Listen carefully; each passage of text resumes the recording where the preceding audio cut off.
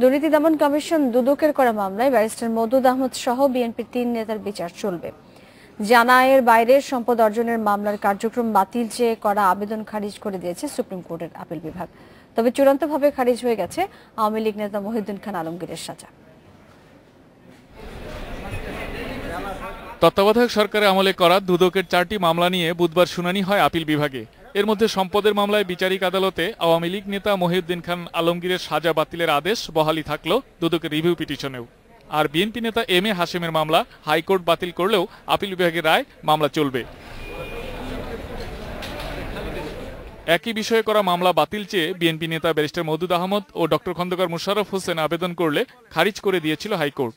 তারা আপিল করলে এবার প্রধান বিচারপতির নেতৃত্বে 4 সদস্যের বেঞ্চ হাইকোর্টের আদেশই বহাল রাখে। ব্যারিস্টার মওদুদ আহমেদ ওনার আপিলটা খারিজ করে দিয়েছে, তার মানে ওনার ট্রায়াল চলবে। আরেকটা আপিল ছিল দুর্নীতি দমন কমিশন, উনি করেছিলেন হাশেম সাহেবের এগেইনস্টে, সেটা আমাদের আপিলটা দুর্নীতি দমন কমিশনের আপিলটা অ্যালাউ করেছেন, ওনার ট্রায়ালটা চলবে।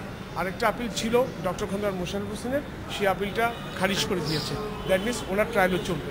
একটা রিভিউ পিটিশন ছিল ডক্টর মহিউদ্দিন খান আলমগীরের, সেই রিভিউ পিটিশনটা ডিসপোজড করে দিল মাননীয় আদালত in the light of the observation.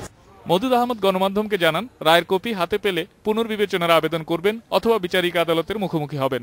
আমার আবার ডক্টর মোশাররফ সাহেব ছাড়া বাকিদের সবগুলো রায়তেই আপিল বিভাগের ওই যে অর্ডারটা, যে আইনসম্মত নয় নোটিশটা, সেটার উপরে ভিত্তি করে রায় দিয়েছে এবং তাদেরগুলো সব পাশ করে দিয়েছে।